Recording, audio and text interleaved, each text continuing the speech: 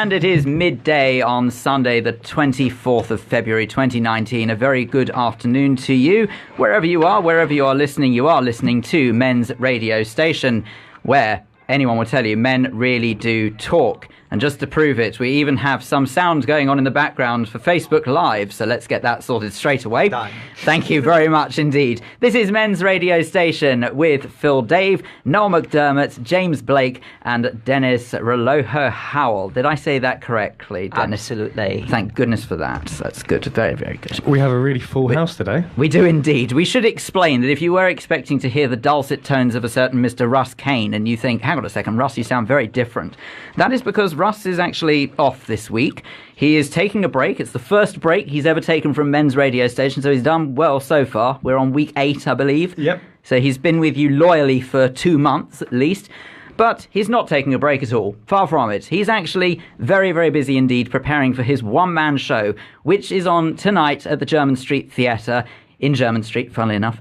And I'm not plugging it because it's already sold out. You're too late. You will not be able to get tickets now. But Russ, all of your compatriots here wish you obviously the very best of luck with it, and we totally understand why you have abandoned us for this week. But hopefully you've not abandoned us. I would very much like to think that you are going to treat Men's Radio Station in the way you usually do, by taking part and joining in all of the discussions that we raise in this programme. But I hear you cry. What is coming up on today's show? Well, fear not, I'm about to answer that. Today, you will actually have your share of Russ, whether you like it or not, because actually, Russ will be speaking later on in the 2 o'clock hour to Dr. Pam Spur. Now, I should point out that this is a pre-recorded interview, so please don't try and interact with it, because you won't get very far. But you will hear Russ and Dr. Pam talking a little later on about the rather sensitive subject of sexuality. How to spice up life in the bedroom. How to reignite old passions. The dulcet tones you hear are that of producer James Blake, who is 24, in case we've forgotten this already. And might not make it to 25, because I am suffering with the flu. Oh, yes, we should mention, sorry, if you are in any doubt, I'm afraid that poor James is suffering with a bout of influenza. So you would actually see, if you are watching us on Facebook Live, we have got a little bit of a division going on in the studio. And we've got James down one end of the studio, and the rest of us are up the other end. I'm taking absolute precaution. I'm not even plugging myself in with the headphones in case. You're not actually, are you, Noel? Your headphones nowhere near his No, flu. your headphones are not even plugged in. There you go. Well, I've brought my own headphones, so I'm not too worried about that. We'll get those headphones sorted in just a moment's time, but those are the tones of Mr. Noel McDermott you hear, who is, I have been told to introduce you as guest presenter and licensed psychotherapist. That's right. Licensed to something. Licensed to thrill. I'm the next one, actually, I think. You're the next one. Okay, Yeah. well, I want to reassure people that if anyone does have any questions on any of the subjects that we are talking about to put to Noel that you would like answered, it's very easy. All you have to do is call us on 020 3290 4411. That's 020 3290 4411. I will be giving that phone number out a few times throughout Men's Radio Station, and we are here live until 2 o'clock, and then at 2 o'clock you will hear that interview with Dr. Pam Spur. But in the live 2 hours that lies ahead of us,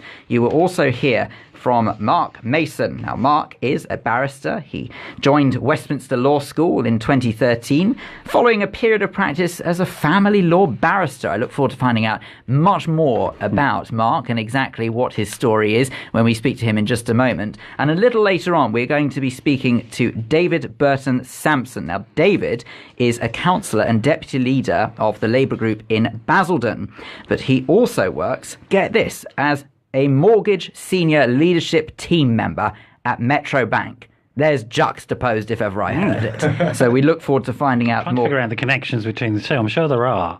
I think there are several which we won't talk about because That's I have an no interesting case intention. for me. I'm glad you got me here this week. I'm going to be taking this guy apart a little bit. I was going to say, find you're going out. to be seeing what's made him go down those career paths. Could be a little masterclass going on later on. Good Lord. We look forward to finding out about that a little later on. But David in particular is going to talk to us about his work in standing up for the LGBTQ plus community and his achievements in that in recent years. So we do very much look forward to speaking to David at about 1 o'clock. In the meantime, though, if you are listening to Men's Radio Station and thinking, I would love to get involved with today's show, but I just don't know why I would even bother, well, allow me to tell you. The theme of the show is simple. We are revolving it around the ongoing awareness of LGBTQ plus Awareness Month, and we would very much like your discussions on the following. Labelling is the first thing we're going to be talking about in particular. Now, labelling is when we actually start looking at somebody, analysing them, and start putting them into certain categories. We will say that, okay, just because you have a certain skin colour, a certain sexuality, you are therefore you dress that a certain and way. that and that. And it is ultimately about box ticking, pigeonholing, whatever you want to use, whatever way you want to express it. This is what we are talking about. Now, in particular, we're asking, why do we do it? Why is it that we label? And it'd be very interesting, Noel, for you to give us your take on why we are obsessed with labelling in just a moment. And fear not, I will ask you that very question. But I would also like to know your response to it. Why do you think we label in this day and age? At the end of the day, it's night. But other than that, it's also a case of that we are all human. We all have blood running through our veins. We are all breathing the same air. So why is it that we are so obsessed with categorising ourselves? I want to know it is the reason why you think that is the case. 0203 290 4411. We're also talking about how necessary should coming out be. Now, this again is obviously to do with the ongoing theme of today's show, and you will notice a bit of a theme to today's programme, and frankly, the programmes throughout the Awareness Month that we speak of. But how necessary should coming out be in 2019? Do we recognise that people are just who they are, and therefore we shouldn't have to worry about coming out? We shouldn't have to worry about saying that we are somebody just because society dictates us to. Maybe we should look at it as, again, everyone's human. Everyone has the right, certainly in this country, to be who they are, and therefore maybe it's not necessary.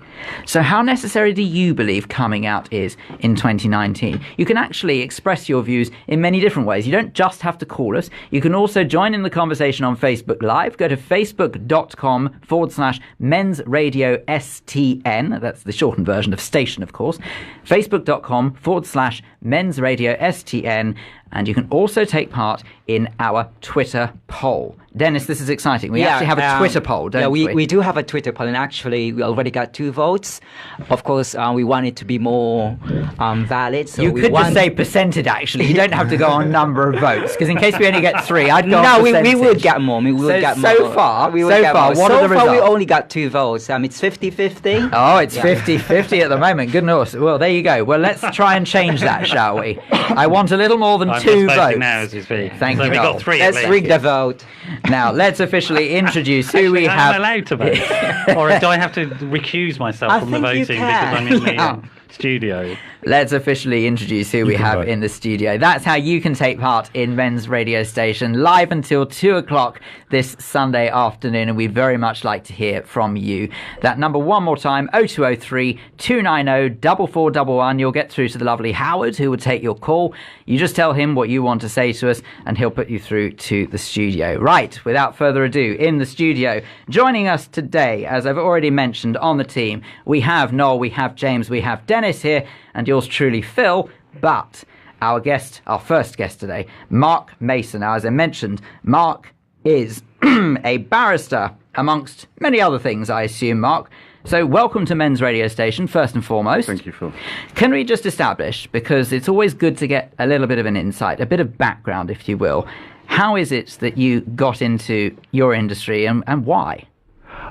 Well, I suppose my industry has changed. So you introduced me as a barrister, and I did practice as a barrister for some years. But now I'm an academic, so I teach and I research in the area of law, broadly defined, quite broadly defined. So I suppose how did I get into the law? Somehow I wasn't expecting that question, but it was.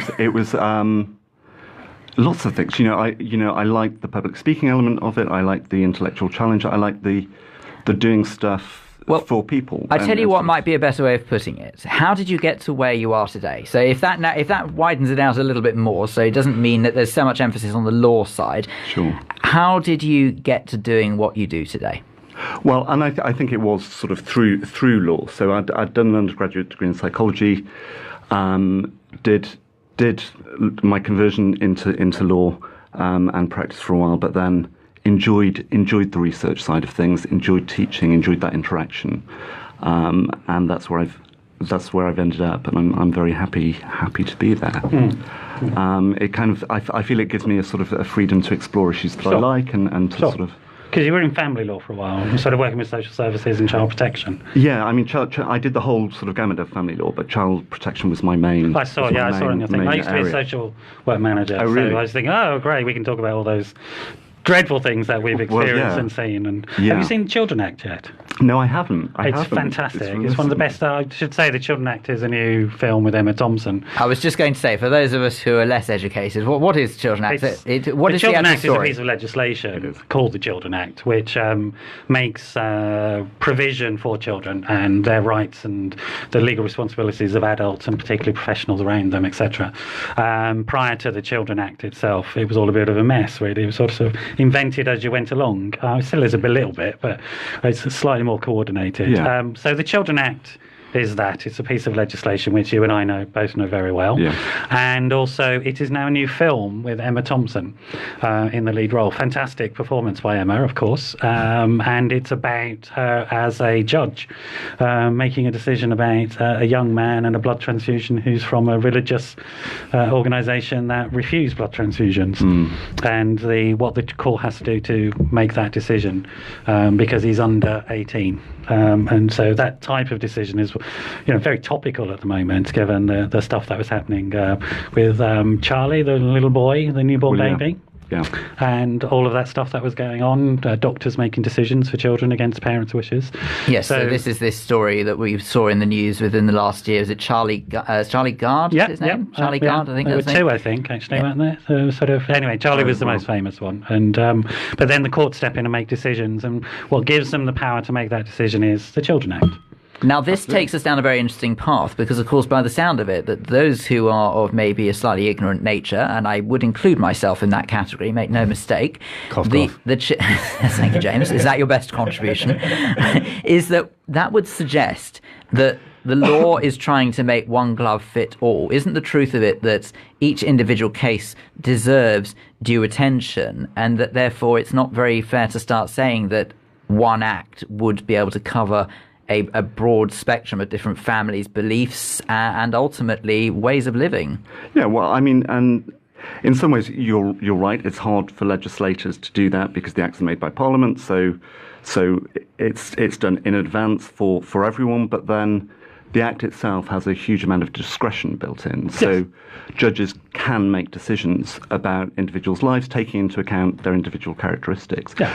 Which actually makes it quite important who the judges are and the way they think, and because they are going to be making these decisions, so their assumptions then. I think there's some link into the question about labelling as well, which might come up later. I think absolutely. There's a very strong link in terms of looking at why certain words have certain impacts in terms of provision of services, protection from the police or not, etc., etc. And I think that when we get into the question about labelling, I think those types of civil society and criminal issues will come up, I think, in the conversation. Yeah, because the law loves to label us. So yeah, and it's also, I mean, it was only recently that hate crime was given such a sort of a priority, and that's because of a change in the law. And most people don't know that it was the change in the law that happened first, and the characteristics that have now been highlighted, and etc., etc. Now that's very interesting that you say about hate crime rising. Let's go down a very interesting path now, if I say so myself. Could it be that hate crime might even be fueled by society's obsession to label? Well, it can only be a hate crime if you have a label already associated with you, right? Exactly. Yeah. So there being the very question, by actually defining someone as something other than what that individual who perpetrates said hate crime carries out, does that mean that you are instantly putting barriers in the way and therefore as it were, for want of a better term, excuse to carry out that hate crime? I've never sort of thought of it that way round, but I think it. Well, here at Men's Radio Station, we do like to make people think and talk. Thank you. So I wonder whether that's putting the cart before the horse in a bit, because I suspect people do have a tendency to look for differences and similarities, and then once they do that, the shorthand for doing that is then labelling. The psychology of the other. Yeah, absolutely, and the sort of in-group and the out-group dynamic that goes on. So I think, I don't think the labels make that happen, but I think they probably help it propagate a bit. And if we're looking at, let's look cross-culturally. I mean, we think about words meaning particular things in particular cultures, etc., or ascribing meaning to words. So let's take something outside of this frame of reference. Let's talk about depression as a word. We could say, if you use the word depression because you've got the idea, you construct that. And that's a sort of strong theme in some mental health research, that just because you use that word, you create the phenomenon. You become depressed, right? Yeah, well, you just create it in your cultural norms, and depression exists because you've got a word. And then people become the depression because you define it.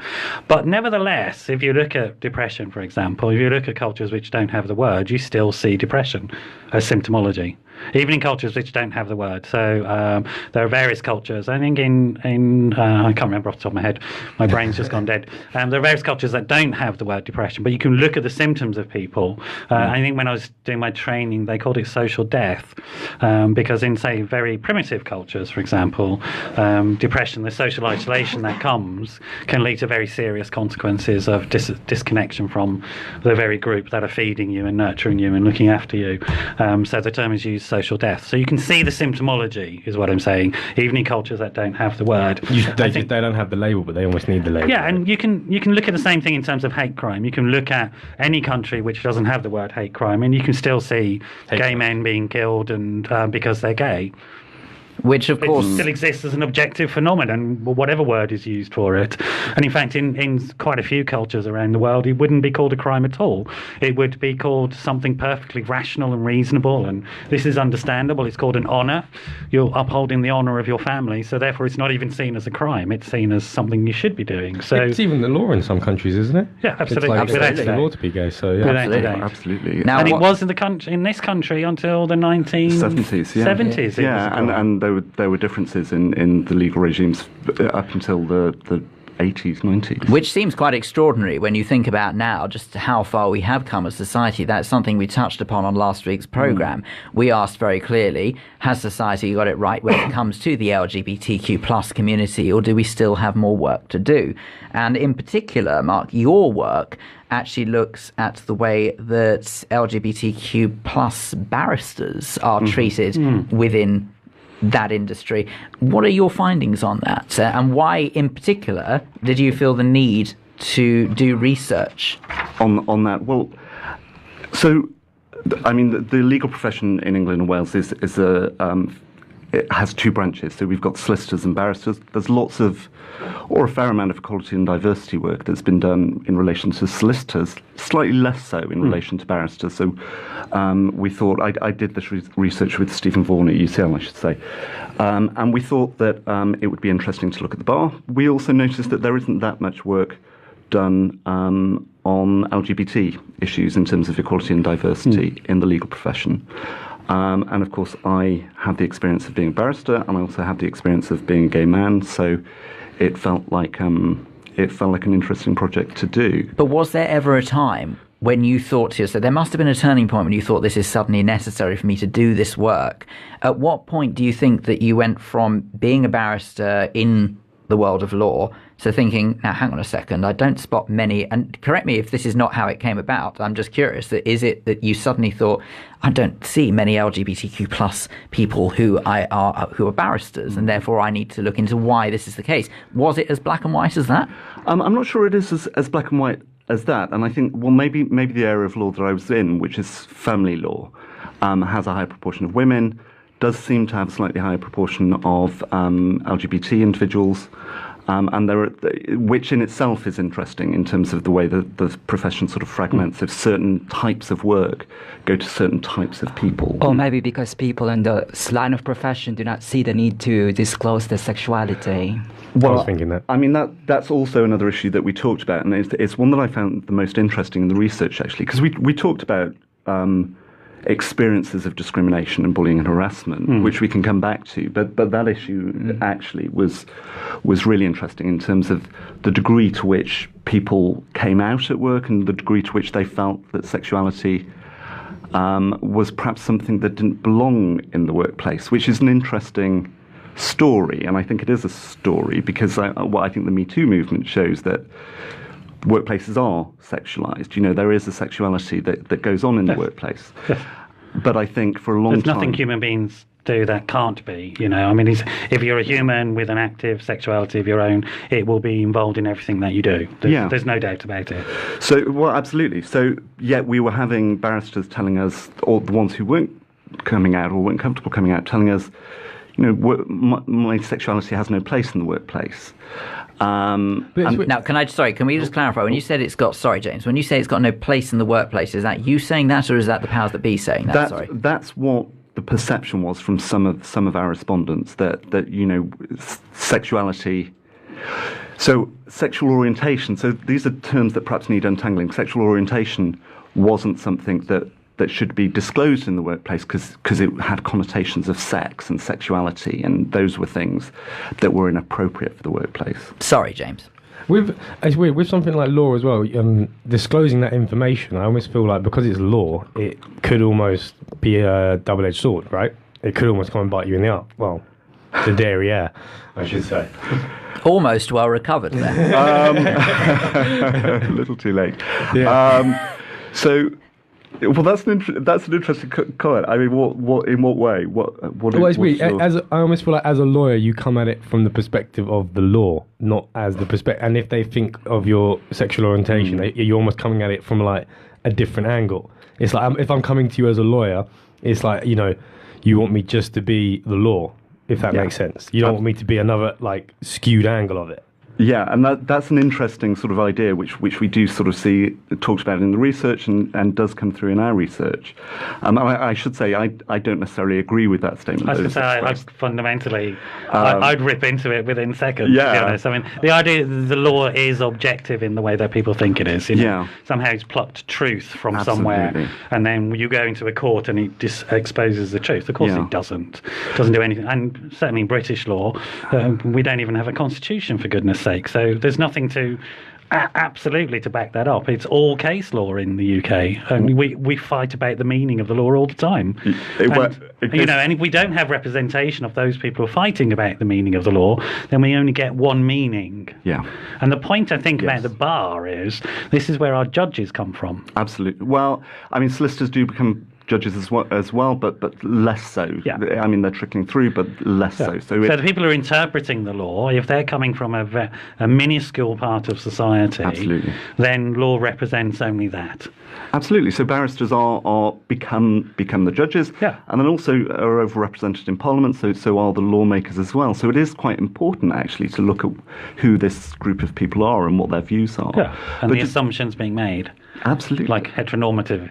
Absolutely. Assumptions, absolutely. For example. Which is what I was sort of thinking of. Hang on a second. When James made his comment. Hang on a second. Hang on a second. Every day is a school day. Every day is a school day here on Men's Radio Station. The expression, heteronormative is what? What do we mean by heteronormative? The assumption that people are heterosexual and that's the normal state of being. Right. Okay, there you go. You see, every day is a school day. I didn't know. I've learned something today. I'd never heard that expression before, but there you go. This is great. This is what we are here to do. We are here to educate in the masses, but also we are here for opinion. So if you would like to share your opinion, please do not be shy. You are listening. I mean, obviously you can tell by the status of this studio, no one here is shy. We are all shamelessly talking about this subject, but you could be talking about get this. On that one now. You go. You could be talking about this subject as well. I just got in there a little bit before you. If you wanted to take part, we would love to hear your thoughts. Please do give us a call. 0203 290 4411. That's 0203 290 4411. You are listening to Men's Radio Station with Phil Dave, Noel McDermott, James Blake, and Dennis relojo-howell. Oh, so close. Call me Dennis. So I'll call you Dennis. Call me Dennis. And Dennis. That could there be you the title go. of a film, I think. I promise you, before the end of the live 2 hours, I shall have tried to perfect the name. But in all seriousness, we do want to hear your thoughts. We are talking about labelling. We want to know why is it that society is obsessed with labelling, and whether or not you believe that labelling has gone too far. Do we go over the top when it comes to giving people a label and pigeonholing them? And we're also asking how you identify. So the complete juxtaposition on that is we're asking, what do you label yourself as, if you label yourself at all? And finally, by absolutely no means least, we're asking how necessary is coming out in 2019. This is all part and parcel of LGBTQ plus Awareness Month.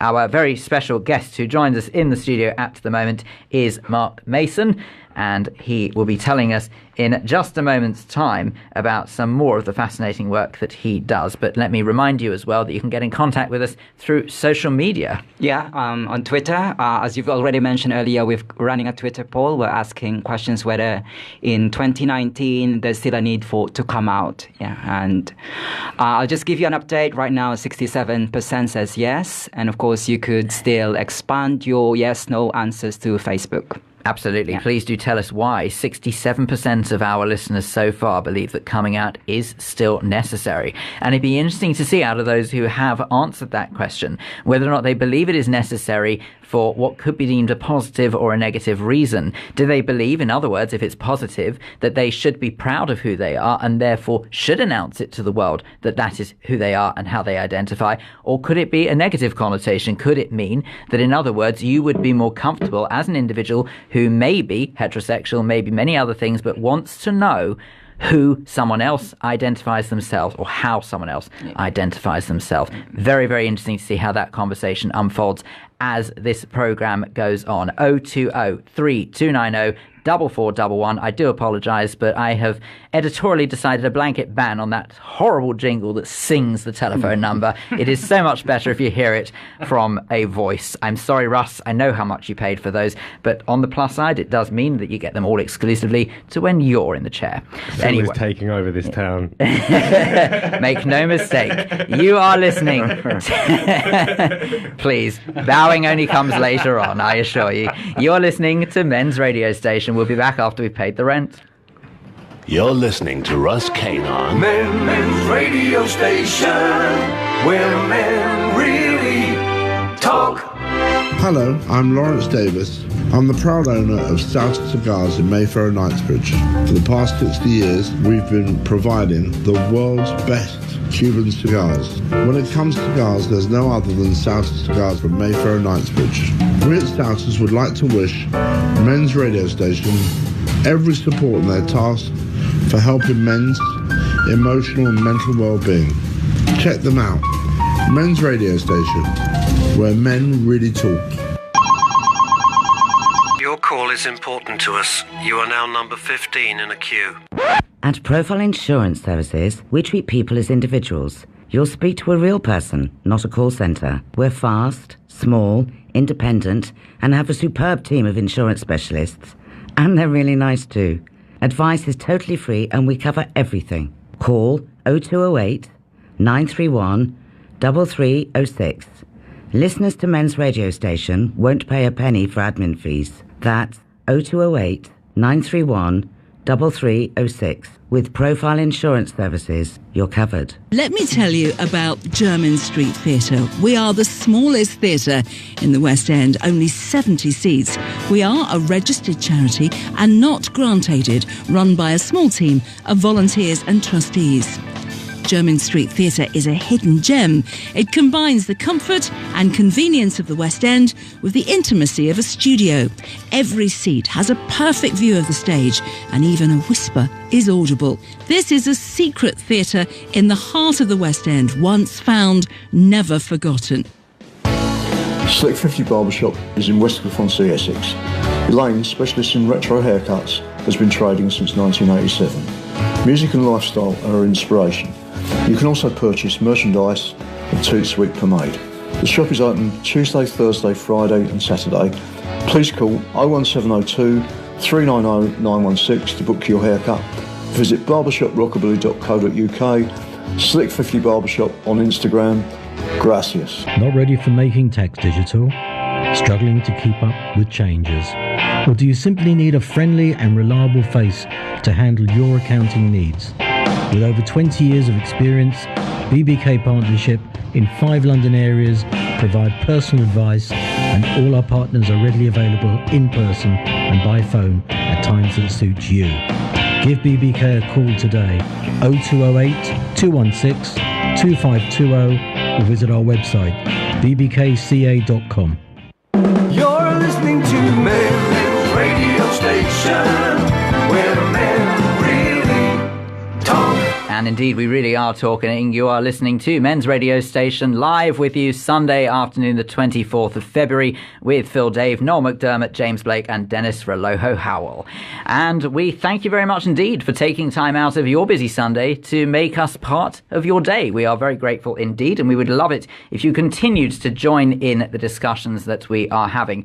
The discussions are relatively simple yet relatively complex, all in the same guise. And it's very simple. All you need to do is give us a call on 0203 290 4411. That is 0203 290 4411. And please, no one gets snotty with me. I am well aware it is 020, but for the sake of being on air, it is a heck of a lot easier, and easier for you to remember, frankly, if I say 0203 290 4411. You can also contact us through our social media streams. Very simple, facebook.com/Men's Radio STN, or on Twitter we are at Men's Radio STN. We're asking you, why is it that society is obsessed with labelling? Why do we do that? You tell us why you believe it is.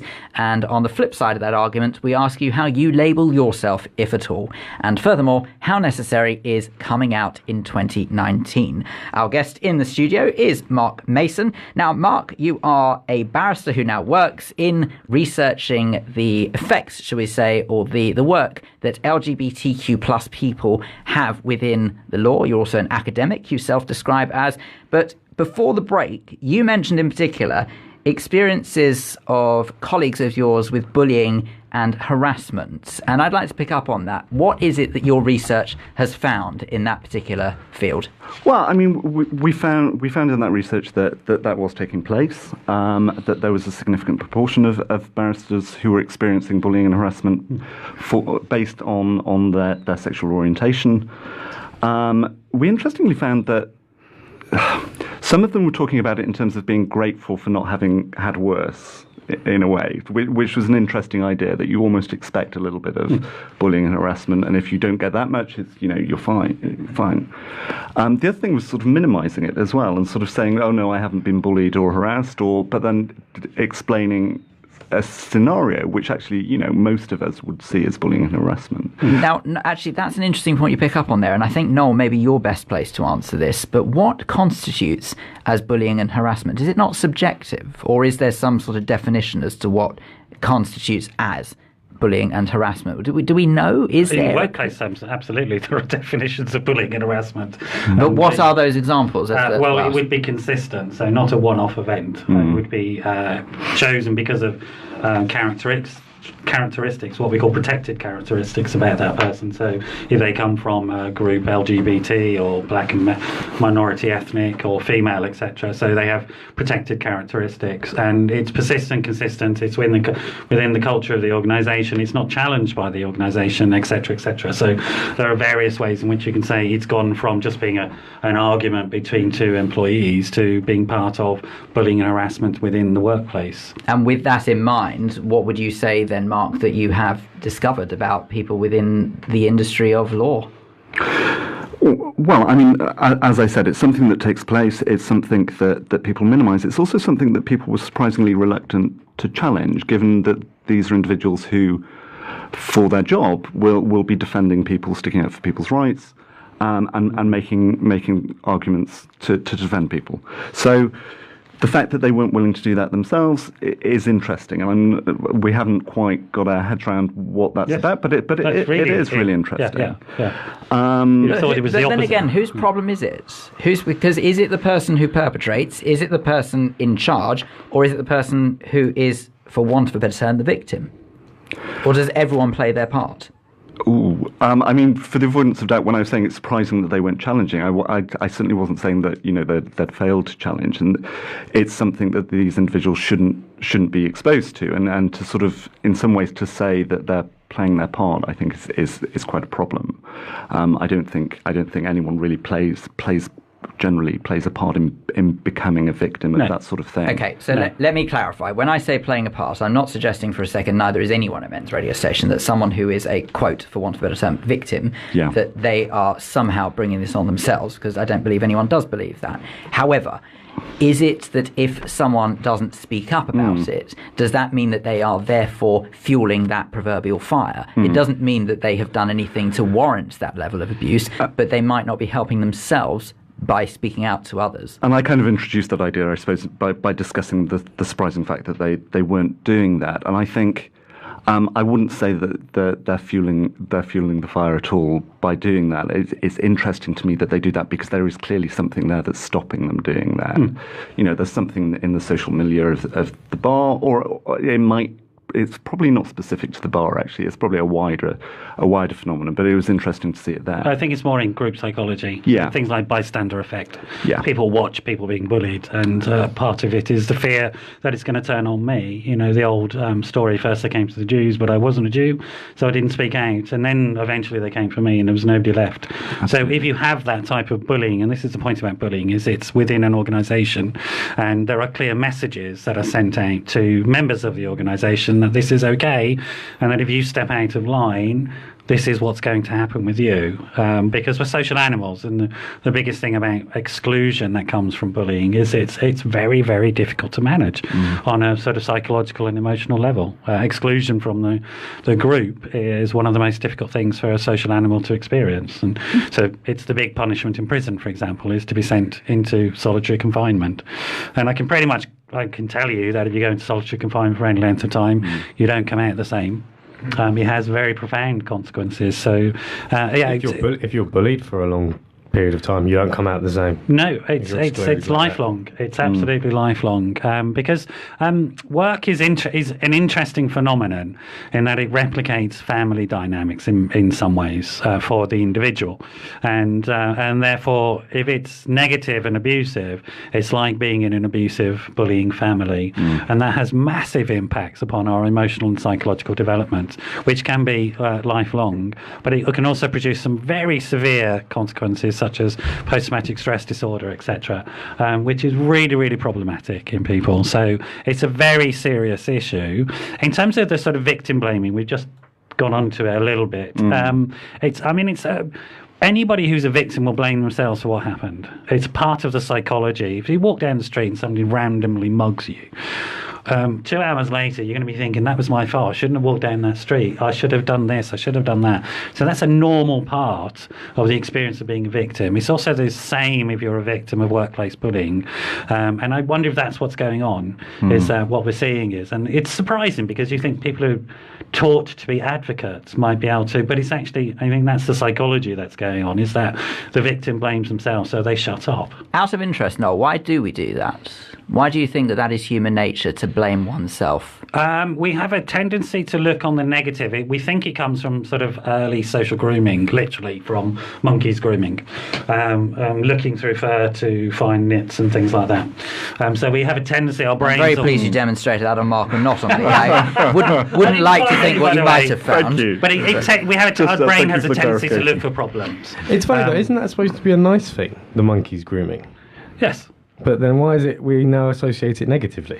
We're looking for things that are problems, and then we exaggerate the problems. But it's supposed to be like, oh, I'm helping you, I'm cleaning you or something like that. It's like... But yeah, I mean, if you're doing it one-on-one with somebody, I suppose it's fine. But if you're just doing it to the general social milieu, then you have this uncontained, general, free-floating anxiety. Of I need to be clean. And also, if you're doing it, if you think about it, seriously, taking it very seriously, if you think about it like this, if you have this really interesting, mutually reciprocal social activity, which just happens to be cleaning fur, but it could be anything, if you're using that type of approach to somebody who's bullying you, what's going to happen? Imagine it. Really, what are you going to feel like at the end of it? If somebody's taking that genuine social attempt at interaction, genuinely trying to establish a relationship and a rapport with somebody that's on a mutual level, but actually the other part of that relationship is using it as a way to bully and undermine and threaten and control you, Really, what is going to happen to your emotional, psychological state? But isn't there two ways of interpreting it, though? It could be that you are looking at it as someone is scrutinising you, is pulling you apart, is checking for problems, or you could look at it as someone is genuinely trying to help you. And that's what my argument is, that isn't all of this subjective, that you wouldn't know whether or not someone's genuinely doing something with an interest to try and help, or whether or not they are picking someone apart, because all of this is personal preference. We can only survive socially if we assume that the people that we're with are not out to get us. Yeah. If we start to work on the assumption that everybody's out to get us, then things break down very, very quickly. And so we tend to have that assumption, and correctly we have that assumption that people are not out to get us, that we are all working together on this thing. When somebody manipulates that and turns it against us through gaslighting or bullying or manipulation, etc., that can have very, very profound impacts upon us in terms of levels of anxiety, depression, social isolation, maybe substance misuse, etc. It's profoundly undermining to find yourself in a position where you are targeted in that way and scapegoated by a group. And Mark, would you say that any of the ramifications of the aforementioned have different effects on people who work within the law industry? Because, as Noel was mentioning there, people can turn to substance abuse or self-doubt or all of these different horrible results that come from people pulling us apart day in, day out. Is there anything different about those who work in law, or would you say that it is just the same as anyone else? The reason why I ask is because I think it's a fair assumption that those who do work in the law industry are under considerably different, if not more pressure than most of us in everyday life. And I can't help but think that added that pressure to this sort of this notion that people are pulling us apart or ripping us to shreds could just make it 100 times worse. Yeah, and I think you're right.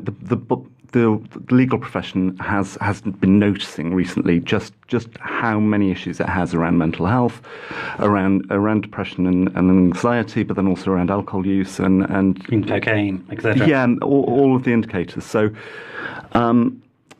it's. And to the bar's credit, the bar has sort of set up a website where it's sort of paying a lot of attention to that. Can we clarify, sorry, because there will be some people listening who don't know what the bar is. You're right. Because we have mentioned this quite a few times. We're not talking about going for a swift half.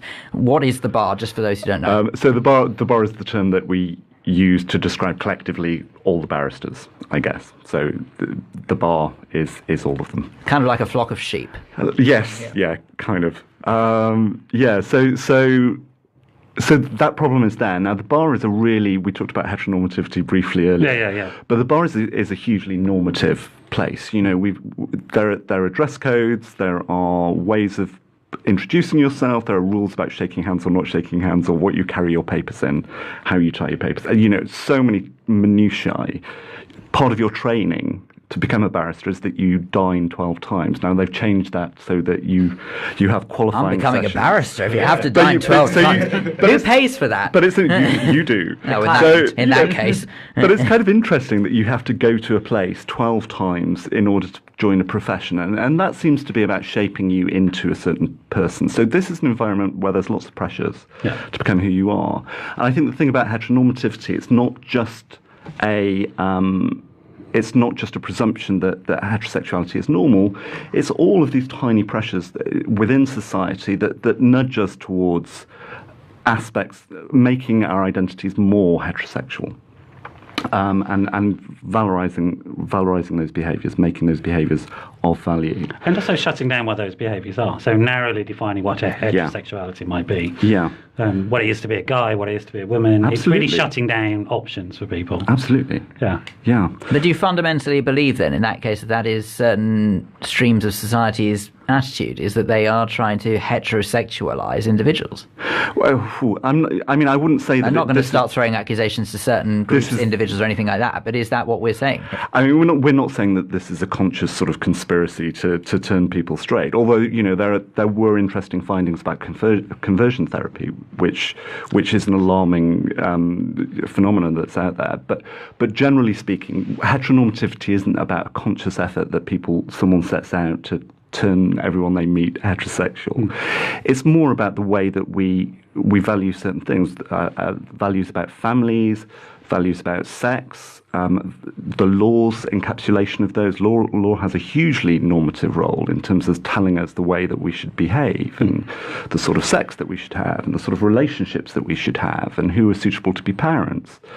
And I mean, the very strongest example we've already mentioned, that homosexual acts were criminal up until the 60s and 70s, and then even through into the 90s, there was a discrepancy in terms of the age of consent, yes, which is again sending us a powerful message about what types of sex are acceptable. So it's not more than that. I think, while at the same time, anal sex between man and woman being something that was thought of as great, and it's like, what is this double standard that's going on, and why is it of anybody's interest what somebody else does in a bedroom, apart from pure? Why is it the law's interest? Well, yeah, what people do in the bedroom. That's a really good question. Why does the law need to know what we do? Why does it pressure us into doing certain things? Because a marriage doesn't count unless you've had sex during it. You can get it annulled. Really? If you haven't, if you're consummated the marriage. If you're in an opposite sex couple, interestingly, not if you're in a same sex couple, but then if you haven't consummated, then the marriage can be annulled, and sort of, which is a way of saying that it didn't really exist properly. Well, we can analyse two things from the same-sex results. It's either that they assume too little too late, or they would suggest that actually it's moving with the times and therefore it's irrelevant if the marriage has been consummated, quote. Sure, but coming back to this sort of thing about, is there a conspiracy? No, of course there's not a conspiracy. What we have is a set of social structures and legal structures which are built up over time, and the people who've created those social structures and legal structures carry a lot of assumptions in their head, like we all do all the time, and they are built into the way those things are organised. So this is That's implying, obvious, isn't it? Yeah, no, but then this is actually in the applying. law. There are laws that say you can and can't do things. Well, there's not because there's a conspiracy. It's just because the people who wrote that law thought that was right. So this is then, therefore, this is implying then that society has a problem at large, potentially, because if we do have, so it's not necessarily. There's no implication. I'm definitely saying society has a problem. Not implying. I'm saying I'm Jacques Hughes. And I'm doing exactly the same. Now, I have no doubt about it. Well, Mark, one thing that you do as part and parcel. Also, the law has no doubt about it. This is why hate crime exists as a law. Yeah, because it's a recognition of the truth of these things, that we have changed it significantly so that we can now say that these things really objectively exist. That's why we have the Equal Pay Act, because there is differentials in payment depending on the identification of gender, etc. We have those laws because they really exist. This stuff isn't made up, but it's not a conspiracy of individuals. I should also say that the idea about normativity isn't just that it acts on minority groups, and it's probably for the purposes of this radio station's sort of topics. It acts on all of us. So, there are theories about gender which say that it's socially constructed and that we get so it's made by society, and we get labelled repeatedly and indicated to us which behaviours we should be carrying out. If you're a girl, you wear dresses, stuff like that. Yeah, the simple things, but then also the more subtle things, and those repeated instructions to behave in a certain way craft how we perform our gender, including not just how women behave, but also how men behave. Yes, without a doubt. And also has a very, in terms of both men and women, if we want to stick with those binary terms, we could bring in non-binary terms at any point. But let's just stay with that. I'm not binary a fan definition. of non-binary, by the way. I'm not a fan of non-binary, the word non-binary. Right, which is the word you prefer?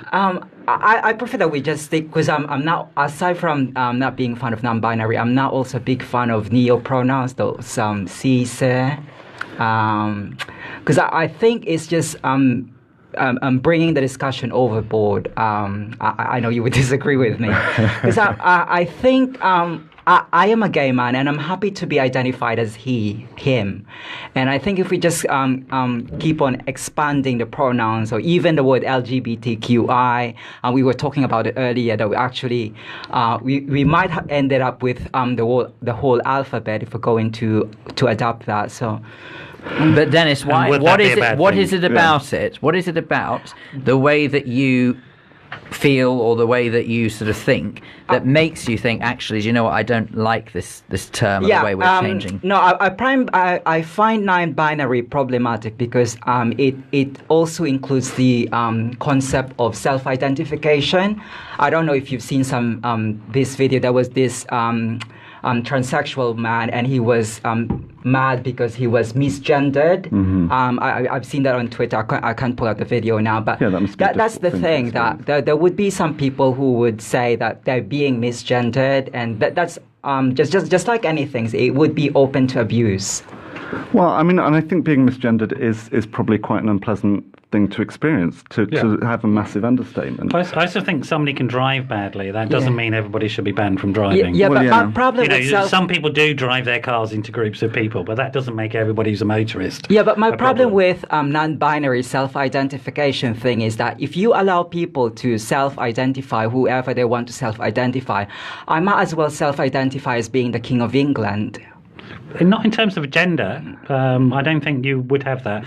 There was a case recently in the Netherlands, I think, of a guy who wanted to self-identify in terms of his age. But, you know, the ages of somebody is relatively easily established as an objective fact. Yeah. Whereas the gender of somebody isn't easily established at all as an objective fact, because there are 46 genetic markers of gender. Only a few of them are about the sort of physical extremities of your body. But having said that, it wasn't that long ago, though, that we used to identify as either men or women. It was up until very recently the case that a surgeon at birth got to decide what the gender of somebody was just by looking at whether they thought they had a bigger penis or a bigger vulva. And that's not identifying in any scientific way whatsoever. But how statistically does that really happen? You get a confused... Hugely statistically. Most people don't get it. Hermaphroditism is perfectly normal.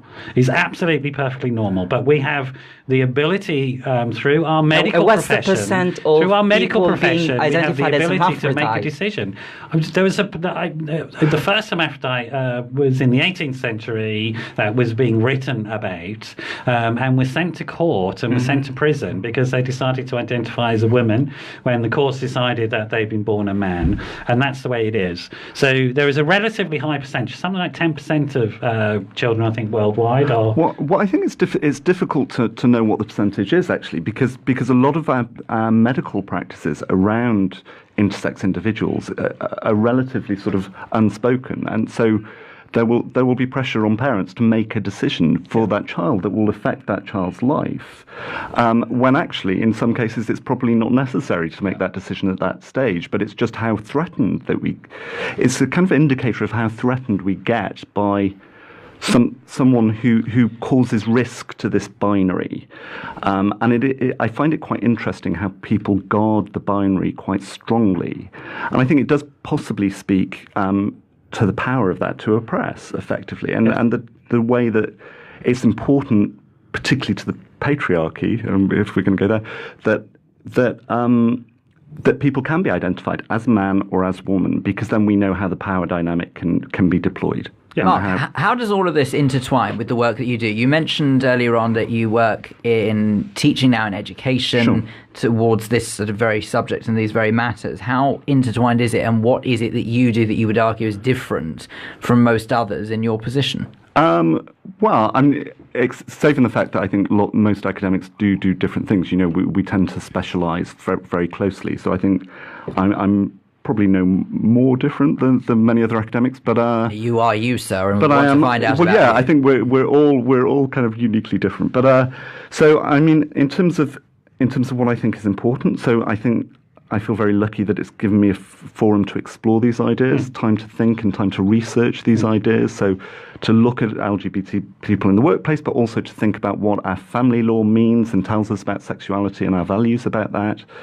And then I think as well, teaching. I think it's important for students to understand these issues, particularly law students who are going to be needing to meet the needs of clients who are diverse, not just in relation to their sexual orientation, but all types of diversity. And I think once you start to have an understanding of one sort of dimension of diversity, then you get a little bit of an understanding of others. I mean, they are all different. So I kind of consider it a privilege to be able to sort of inject that into the law curriculum a bit, and enjoy doing so. Now, I'm loath to put such a massive question to you as we are rapidly running out of time for this hour.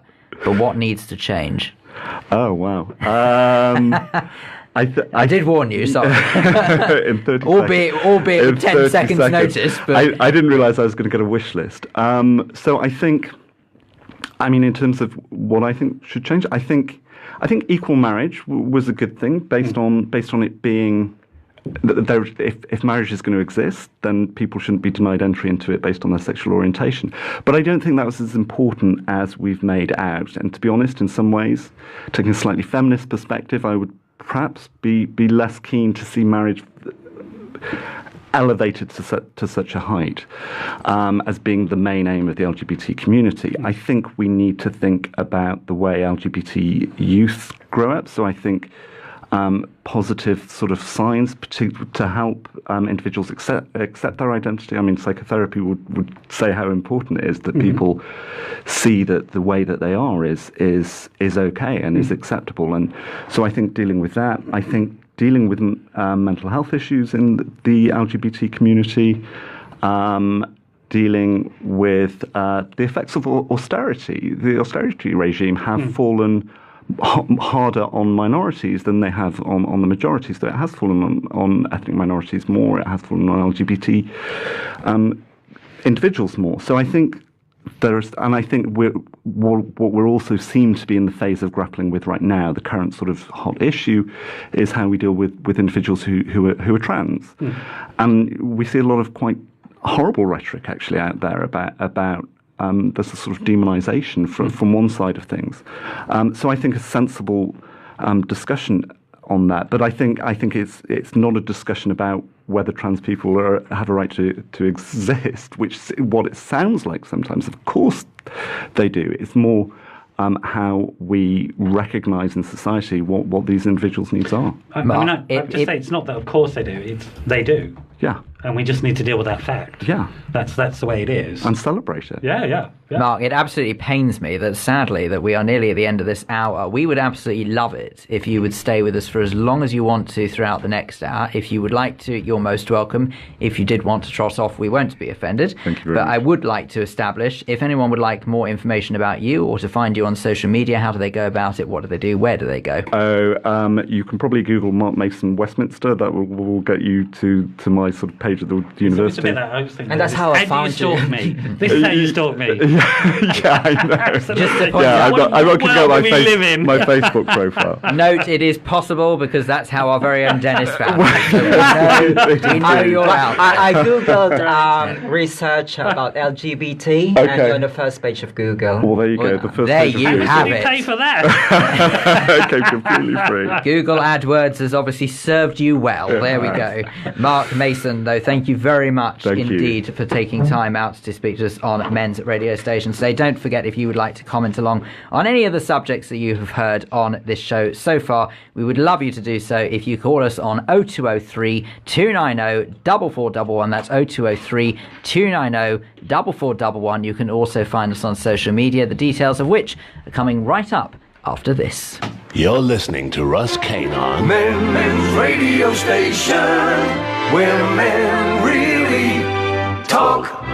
Hello, I'm Lawrence Davis. I'm the proud owner of South Cigars in Mayfair and Knightsbridge. For the past 60 years, we've been providing the world's best Cuban cigars. When it comes to cigars, there's no other than South Cigars from Mayfair and Knightsbridge.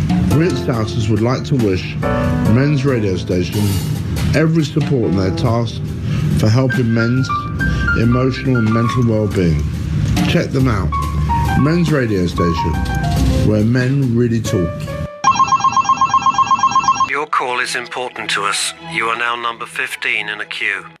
At Profile Insurance Services, we treat people as individuals. You'll speak to a real person, not a call centre. We're fast, small, independent, and have a superb team of insurance specialists.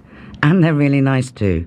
Advice is totally free and we cover everything. Call 0208 931 3306. Listeners to Men's Radio Station won't pay a penny for admin fees. That's 0208 931 3306. With Profile Insurance Services, you're covered. Let me tell you about Jermyn Street Theatre. We are the smallest theatre in the West End, only 70 seats. We are a registered charity and not grant-aided, run by a small team of volunteers and trustees. Jermyn Street Theatre is a hidden gem. It combines the comfort and convenience of the West End with the intimacy of a studio. Every seat has a perfect view of the stage, and even a whisper is audible. This is a secret theatre in the heart of the West End, once found, never forgotten. Slick 50 Barbershop is in West Cliff-on-Sea, Essex. Elaine, specialist in retro haircuts, has been trading since 1987. Music and lifestyle are her inspiration. You can also purchase merchandise and Toot Sweet Pomade. The shop is open Tuesday, Thursday, Friday and Saturday. Please call 01702 390 916 to book your haircut. Visit barbershoprockabilly.co.uk, Slick 50 Barbershop on Instagram. Gracias. Not ready for making tax digital? Struggling to keep up with changes? Or do you simply need a friendly and reliable face to handle your accounting needs? With over 20 years of experience, BBK Partnership in 5 London areas provide personal advice, and all our partners are readily available in person and by phone at times that suit you. Give BBK a call today, 0208 216 2520, or visit our website, bbkca.com. You're listening to Men's Radio Station, where men really talk. Indeed, we do really talk, and we've already spoken for a whole hour. But don't worry, there's still another 2 hours left to go. You've got absolutely nothing to fear. You are listening to Men's Radio Station with Phil Dave, Noel McDermott, James Blake, and Dennis Relojo-Howell. And we have been speaking in a fascinating hour just now to Mark Mason, who's telling us all about his work with the LGBTQ plus community in the world of law in this country. And in just a moment's time, we're going to shift that to the world of politics by speaking to our next very special guest in the form of David Burton Sampson. And in the 2 o'clock hour, we will be hearing our very own Russ Kane, just in case you thought, hang on a second, I'm not going to get my fix of Russ Kane for this week. What am I going to do? Well, don't panic. You've got a whole hour of Russ to look forward to from 2 o'clock this afternoon, where he will be speaking to Dr. Pam Spur. But just so you know, that hour is pre-recorded. So if you want to interact, now is the time to do it. Do not do it at 2 o'clock because it will be too late and we won't be able to read out your comments. If you do want to comment, though, we would love you to interact with us via social media. In particular, go to facebook.com/Men's Radio STN. That's obviously the shortened version of station. Men's Radio STN, and at Men's Radio STN on Twitter. We are currently running a Twitter poll. And Dennis, how's it looking? To give you an update, earlier it was 67% yes, now it's 50-50 again. We should remind people that the question we are asking... We're winning. Yeah, we should. We're winning, the trans are winning. Yeah. We should remind you that our question on Twitter is very simple. Should coming out be necessary in 2019? That is what we're asking. And at the moment, you heard it here first. 50-50 split on Twitter. If you want to influence that, absolutely. But we had enough of that in it's still 2016. necessary. No more. So, what was that, Dennis? Sorry? I don't think it's necessary. You don't from think it's a personal necessary? standpoint. Well, there you go. So, you've heard it here that Dennis doesn't believe it's necessary, but do you believe it's necessary? Go to Twitter.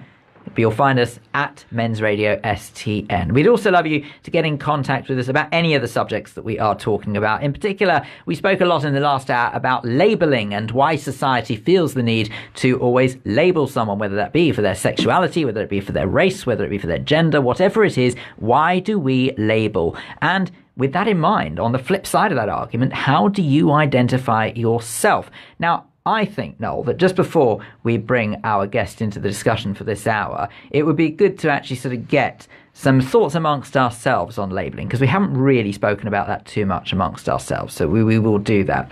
And I've always personally had a bit of an issue with this, because I've thought for a very, very long time that labelling is almost to the extent of an obsession in this country now. If you go for a job application, what's one of the first things you are asked to fill out?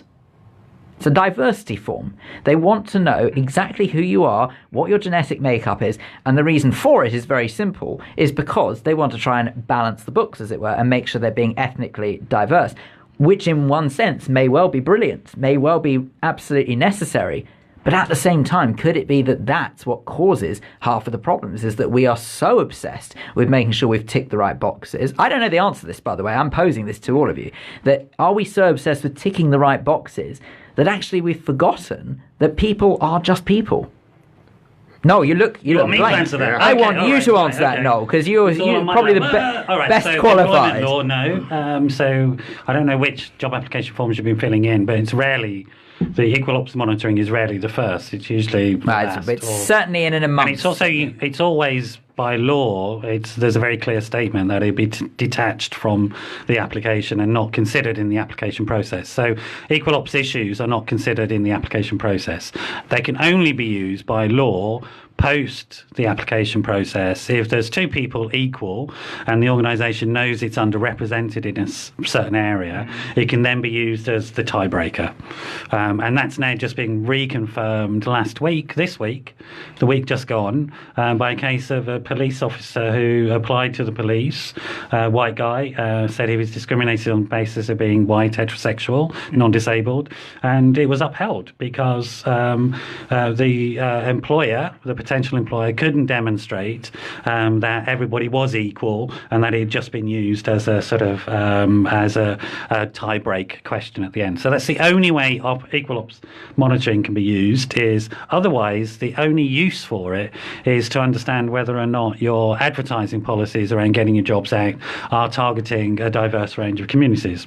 That's literally what the Equal Opportunities Form is there for. So it is a misnomer, I think, to suggest that it's used in any way as part of screening or decision-making about who gets a job. Who gets a job is based upon you meeting the person's spec and the job description criteria. Of course, the problem is, though, that misnomers do come from people believing that that is the case. Now, I'm not sort of saying... Some people believe the Earth is flat. Yeah. It's okay. And people again, are allowed to believe whatever they want. I'm not suggesting that they're right or wrong. But we're also allowed to challenge beliefs and say, no, you're patently wrong. So the belief that equal opportunities monitoring is used to skew the workforce is patently wrong. And if you want evidence of that, there was a case last week that you can have a look at where a white, heterosexual, non-disabled police officer cadet took the employers to court and won. So there is no law in this country that supports any of that at all. So that's just a fact. So let's deal with facts and then move on to something more interesting. You know, because if something's a fact, it's a fact. We know the Earth is round, and we know that there are no employment practices in the UK that skew in any way in favour of anybody from a minority. In fact, it's the opposite. That's why we do have equalities legislation to try and change the fact that there is underrepresentation, misrepresentation, and actually institutionalised discrimination in the UK. But so those are the facts. So now we've established the facts. Let's have a conversation in relationship to the facts as opposed to somebody's distorted fantasy of reality. But luckily, opinions are just as interesting. Dennis, how do you feel about it? Well, I have to say that it's kind of favourable on my side because I'm a person of colour, but I don't think that it's... I know I sound controversial again, that it's to bring balance to the landscape of employment. But actually, what happens is that you're teaching people to put forward your identity over your talent. I think that if you're applying for a job, you shouldn't think that I'm an Asian, I'm black, but think of what you can actually contribute to the job rather than thinking that I have to put forward my identity so I could get the job. Okay, well, thank you very much indeed. Well, if you would like to have your thoughts heard about this very subject, labelling, why do we do it, and equally, how do you identify yourself, please do get in contact with us, 0203 290 4411. We will be coming back to that a little later on, but I think now we have made our next guest wait long enough. Introducing David Burton Sampson now. David is a councillor, deputy leader of the Labour group in Basildon, but he also works in the mortgage senior leadership team at Metro Bank. Which branch? I'm based in head office, so I look at that. Work across the board. Good gracious me, he's in the head office. You can't get any better if you tried. Well, at least we hope so. David, welcome to Men's Radio Station. Thank you very much. Well, as we started off with Mark with the discussion, I would like to start off the same way with you, just so that our listeners know. Tell us a bit about yourself, sort of a bit of background as to who you are, what you do, and why ultimately you're here. Indeed, absolutely. So I'm originally from Liverpool. Don't worry, we won't hold that against you. Yeah, thank you. So I trained. I will. Behave. I trained to be an actor originally. I went to LIPA, which is the fame school in Liverpool that Paul McCartney ploughed all the money into. And now you're in politics. Exactly. It's all a performance. So I moved down to London to seek fame and fortune. Got bored of that very quickly because the jobs weren't coming through quick enough. So fell back onto my second career that I trained to do while I was at university, which was management. So ended up doing a range of different management jobs before ending up in banking, which is as far as you can get from acting as you want it to be. And I felt I really found a career home there, which was great. So I built my career in banking. At the same time, I was doing a lot of community work. And I ended up in politics, campaigning to be a local councillor. Ultimately, I was elected a local councillor 3 years ago, just over 3 years ago. Spent my time, really helping and supporting the community. I'm in this because I want to make a difference for the people in my borough, in my ward, in my borough, and in the wider Essex area as well. So I've had a great opportunity to do that, both for the LGBT plus community. I've done some work as well with the BAME community, and also just supporting the residents of the borough to get a better deal in life. Basildon's a really interesting place. It's one of the most diverse boroughs in terms of demographics that you could ever find. We've got some of the areas where you've got some of the 5 most richest areas in the country in places like Billericay within the borough. Then in places like Vange and Pitsea, you've got areas that are in the top 10 most deprived areas of the country. So, you've got this real great, massive disparity between the living standards of people in our borough. And we're just fighting to give people a better life, a fairer life, Which must make that polarisation, that stark polarisation that you speak of, must make your job particularly more interesting than your average councillor who maybe is in what might be described as a safe or a rather predictable borough. Indeed. I mean, they do call Basildon a bellwether area, so they tend to politically vote the way that the national mood is, and that's certainly reflected at the moment. So the council is almost hung at the moment. It's just come out of hung this year, but only by 1 seat. It could swing anyway next year, and that really reflects national politics as well. So but that comes with its own challenges because when you're not running the council, it's very difficult to bring about change. You can still bring about change, but you have to fight so much harder to make that change happen. You have to influence people whose views and ideologies may be totally different to yours, to bring about a change that is in the benefit of everybody within that borough. Now, we should stress from a very, very early stage that Men's Radio Station per se is here merely as a catalyst for discussion. It doesn't mean that we have any political persuasion ourselves, but talk about some of the struggles that you talk of. Why do you struggle to make a change in the borough? So I think one of the biggest issues, and to be fair, it's not just our borough, it's happening in many boroughs that we are fighting against at the moment, is austerity. So local government has been hit hardest by austerity, from social care services, struggles with housing. We've got a major housing crisis in the Basildon borough where one of the biggest pieces of casework I have is families of 2 adults with 2, maybe 3 kids living in 1-bedroom flats. And that's just not an appropriate living environment to be bringing up 2 or 3 children. The reason they're in that situation is because there's no 2-bedroom houses available. And there's a real shortage of 2-bedroom houses. There's still a cap on how much councils can borrow to build new homes. Homes were sold under right to buy, and you can have your views whether that was a good or a bad thing, but they were sold and they were not replaced. Yet there's still a need for social housing. So that's a major issue that we're constantly fighting against. And then, of course, we look at the dare I say it, the Brexit word, and that... Russ will be very pleased he's not here. He has a little bit of a rule on Men's radio station. He doesn't like the B word used. Neither do I. I don't personally like it being used because I actually believe that Brexit is not a word. It is Britain's departure from the European Union. I appreciate that's a bit of a long-winded way of saying it, but even so, you were saying I apologise. Indeed. But that in itself is, as we all know, is bringing so much uncertainty to the country at the moment. But with it, and I'm looking now from a support for our diverse communities we have, has been this whole thing of it seems to have brought with it an acceptance by some people that it's now fine to move back into hatred against certain communities, and we've had a real struggle with that. We saw hate incidents and hate crimes rise literally straight after the vote. Now, the vote was about changing, the way the country's governed, the way the country operates. It's not about creating hate to communities. And we've had to really fight against that and make it clear that we still must be an accepting society.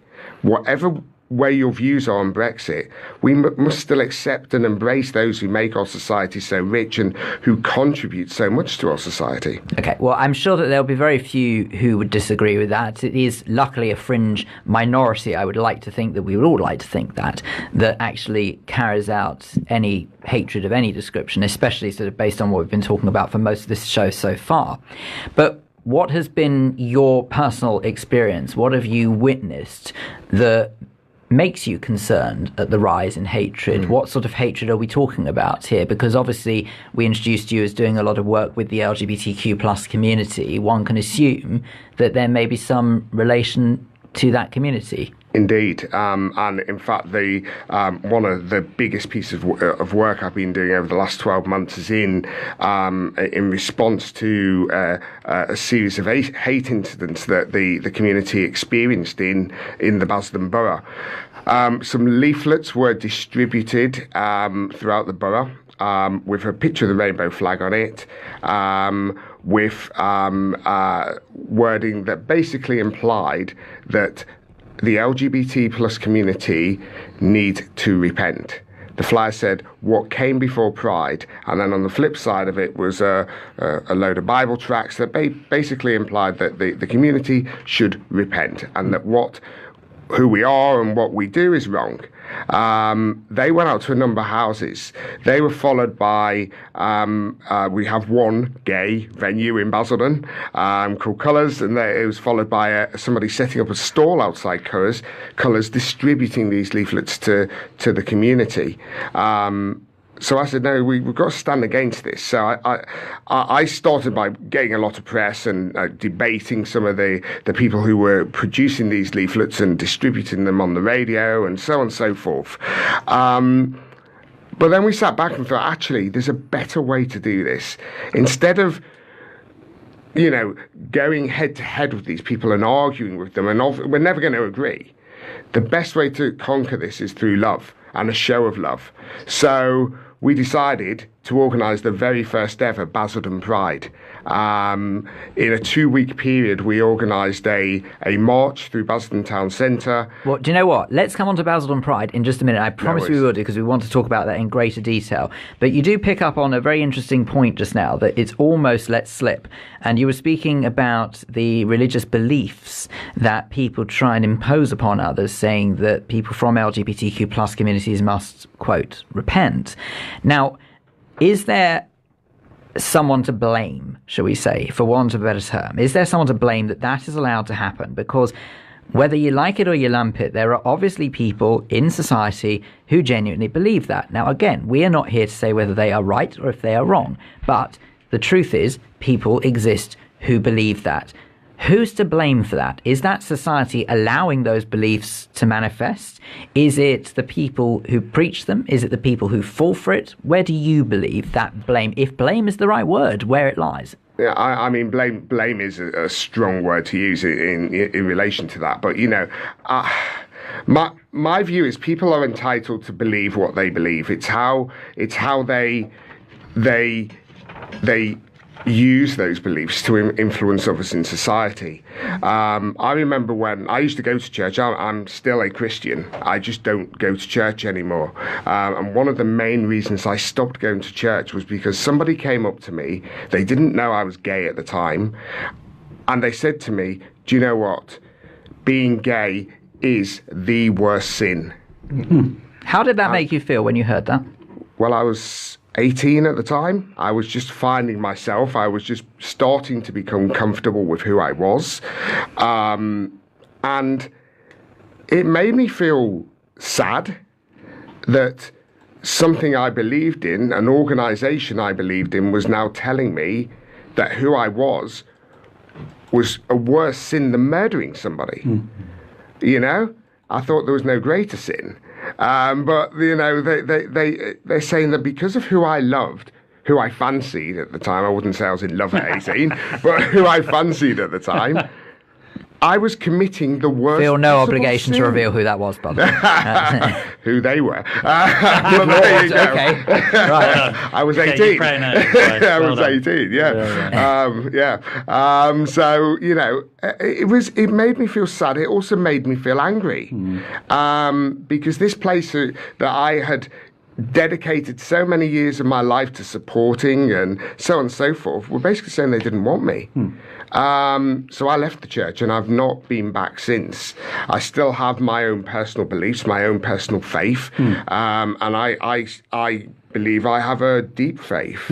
But that's personal to me. It's not something I have to go shouting about and so on and so forth. So, you know, I would say to anybody who has those beliefs, come and talk to us. Come and see that we are just normal members of society. Yeah. You know, we are just normal people. We have normal jobs. We just happen to love somebody different or different to who you feel is the norm to love. I was going to say, I mean, you say you love someone different, but actually everybody loves someone different. If we all loved the same individual, there would be something very wrong with society. Yeah. Of course, unless that person was Bruce Forsyth. Mind if I add something in as well? Sorry, I'm close enough to the mic. There's something about the way this conversation has gone into, I think, so slightly defensive about certain, we're here to defend certain communities, as opposed to the truth is this, that we are here to defend society and being in a safe society. That's what we're here to do. It's not to single out people and say you should have extra special protection. The simple truth is this. I mean, the current Home Secretary, I think, has now talked about what we've learnt, the lessons learnt from Glasgow around violence. So Glasgow had a real big problem with violence for a long time, and he decided to deal with it as a public health issue, as though violence were an infection. And then deal with all the agencies that come into it, like bird flu. You get everybody together and make sure it's not transmitted. And they use exactly that sort of public health model, and now he has virtually no problem. It has really eradicated it. And this is what people don't understand, that when you target an individual or a group of individuals and you start to attack and use violence, that spreads. And it doesn't take very long before it spreads to me. If I'm thinking of using it as a way of protecting myself, it won't work. The opposite happens. Not only that, in terms of diversity, there's a really simple thing I do about this. Like I happen to know how the brain works, and I happen to know that if you have a diverse social group around you, of people coming from all sorts of different backgrounds and different experiences, your frontal lobes are going to be very happy, and your brain is going to work more effectively. It's a simple neurological fact. And diversity is Mother Nature's way of saying you're healthy. Literally. So a simple example, if you think of two farms, Farm A, Farm B, Farm A has one crop in 5 fields. Farm B has 5 different crops in each field. Which is more likely to succeed? Which is more resilient? You can see, can't you? Well, it's Farm B. Why? Because if you have one crop and you have a blight on one crop, that farm's over. You have a blight, say they share a crop, wheat, you have a blight there, it's still fine. And that's a basic fundamental truth of life and nature and human relationships. The more diverse your group of people are, the more diverse your income streams are. We know this in business. I run 2 businesses. I'm always trying to diversify the income streams. But only in this area of our experience, we sort of lose our minds about it. What is perfectly normal and natural in nature is diversity. And then we come into these social constructs saying that there can only exist male and female, there can only exist heterosexuality. That's anti-nature. It isn't like that at all, even on a physiological, biological, psychological level. In fact, to do that is incredibly damaging to you as an individual and incredibly damaging to us as a society.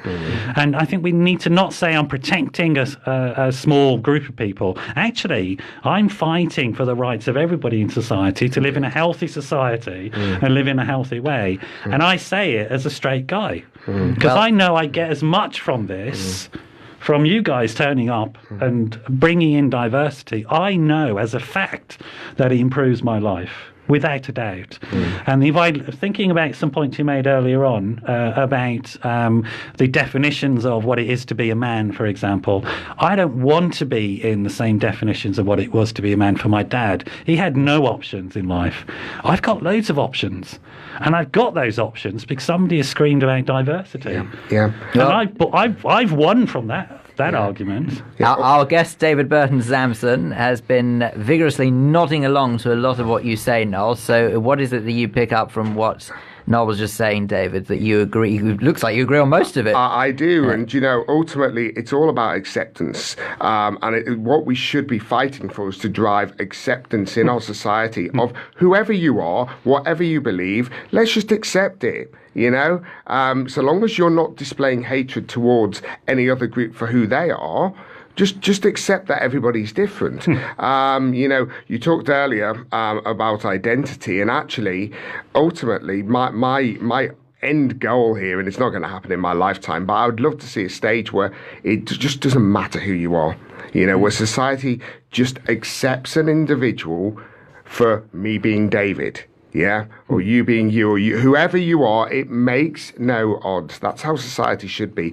We're a long way off, but that's the direction we should be heading in. Well, a direction that David Burton Sampson would like to see. Is that the direction you would like to see? We would love to hear your thoughts. Yes, I'm talking to you. Pick up the phone right now and call us 0203 290 4411. We are going to carry on this conversation in just a moment's time. There's still loads more to be said, but you need to be part of it. We would love you to get involved. We currently have a Twitter poll running as well. We have been asking throughout this program whether or not you believe that coming out is necessary in 2019. And what's the update on that poll? I just want to read the result of the poll. It's now 60% yes, 40% no. And we've got one comment from the Darkness Productions.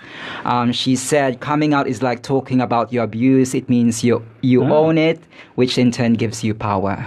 Well, there you go. An interesting perspective, and you could share a perspective with us if you call us or you contact us on social media. You are listening to Men's Radio Station with Phil Dave, Noel McDermott, James Blake and Dennis Relojo-Howell. We will be with you straight after this.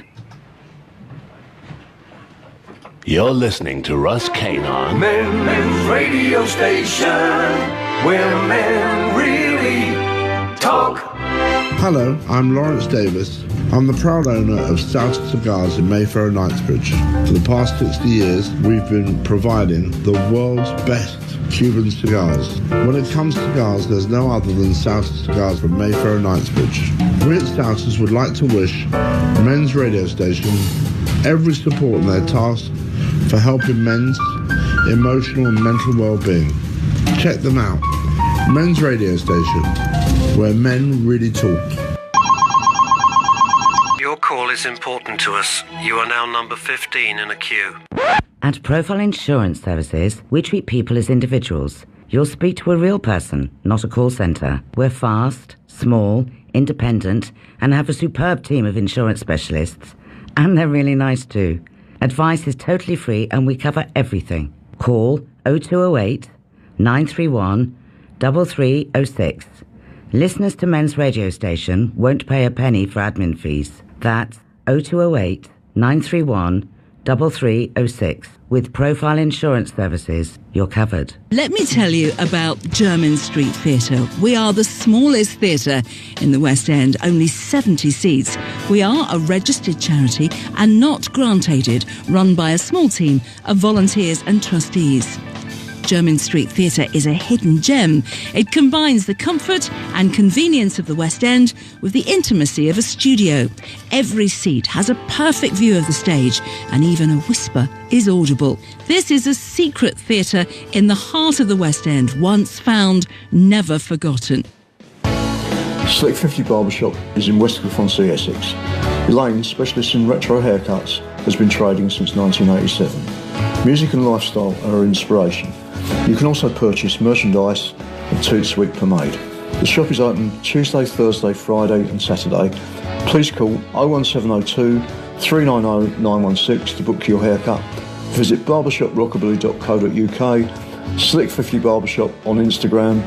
Gracias. Not ready for making tax digital? Struggling to keep up with changes? Or do you simply need a friendly and reliable face to handle your accounting needs? With over 20 years of experience, BBK Partnership in 5 London areas provide personal advice, and all our partners are readily available in person and by phone at times that suit you. Give BBK a call today, 0208 216 2520, or visit our website, bbkca.com. You're listening to Men's Radio Station, where men really talk. And our very special guest joining us in the studio here on Men's Radio Station is David Burton-Sampson. David is a councillor. He's also deputy leader of the Labour group in Basildon, but he also works as a mortgage senior leadership member of that team. There you go. Now, that's quite a title as well. So senior leadership within the Metro Bank's mortgage team. Let's pick on that a little bit. Yes. Because we can't completely ignore that that's your other hat. So what do you do? Well, my job title isn't senior leadership. My job, I work within the senior leadership team for mortgages in Metro Bank. I've done a variety of different roles in Metro Bank. I joined day minus 200 before the bank opened. So I'm very proud to say I'm employee number 12. Wow. I joined as the very first store manager for the Holborn store. Worked my way through a variety of roles very quickly before ending up in mortgages. I also have a wonderful role in Metro Bank on the committee. I was part of the founding committee for Pride, which is our LGBT network. We have 3 networks at Metro Bank, slowly evolving them, being a new business. I mean, we're nearly 9 years old, but we still class ourselves as a new business. We built everything from scratch. We've got Pride, the LGBT, Embrace, which is the BAME network, and WOW, which is Women of Work. I was part of the startup committee for Pride. We do a variety of different things, from making sure that our colleague policies are reflective of the LGBT plus community, our procedures that we use to operate the bank are reflective as well. So, for example, we've just done a lot of work on how to treat a trans or a non-binary customer who comes in. We were the first bank to introduce the prefix MX onto our systems. So if somebody who identifies as non-binary comes in, they can choose MX as their prefix, and that'll be printed on their cards, checkbooks, and so on and so forth. And just to help people who maybe suffer with an element of ignorance, again, I include myself in this, MX stands for what, sorry? It's gender neutral. Oh, I see. Okay, so that's an alternative to M or F then? Exactly, yeah. Okay. Oh, all right. Well, no. So it's like Mrs. So Mr. Mrs. Oh, I'm MX, sorry. Yeah. Okay, no, there you go. That's why I asked. Yeah, I wanted yeah, clarification. indeed, I yeah. wasn't aware of what this was, Yeah, but I am now. yeah, Thank you very yeah. much indeed. Okay, well, before the break, you also happened to mention your work in Basildon Pride. So let's not going to keep anyone waiting any longer on that, because obviously Basildon Pride was part and parcel of your idea and founding. So tell us a bit about Basildon Pride. Well, it was great last year. As I said, we wanted to find a way of conquering this hate with love. So I had this mad idea about, why don't we just do a mini Pride? Now, it was late August, September, start of September. So we said, if we're going to do this, we need to do it quick before the weather turns. So we set a date of 2 weeks' time.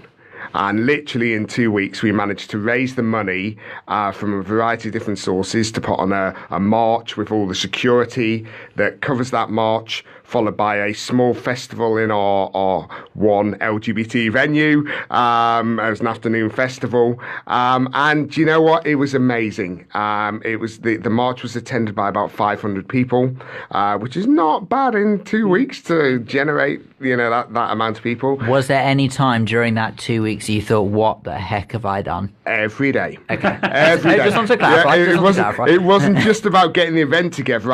I was very concerned about any reaction that we would get to the event. I rocked up. We were meeting in the town, and I rocked up about 45 minutes before people were due to meet, and there was a preacher standing there, and I was by myself. There was a preacher standing there at the meeting point, preaching about how LGBT and gays are wrong and so on and so forth. And I walked up and he looked over me and went, Mr. Sampson. I went, yeah, Burton Sampson, but yeah, still. Yeah. And he goes, I wanted to talk to you. I'm waiting for you. And he starts coming at me with all these philosophical views of why everything I was doing was wrong and so on and so forth. And did you suddenly wake up and smell the coffee, so to speak, or did you politely put him in his place? No. I put him in his place. But I politely put him in his place. And you know what? I said, if you want to talk more about how I'm a normal guy, then come and talk to me. Maybe not now, because I'm just trying to organise trifle busy now. a pride, but come and talk to me. We started the march, and there was just an outpouring of love through the town. People were stopping, they were cheering. We have this 1960s Art Deco tower block in the town centre called Brook House. Rainbow flags were flying from the windows of it.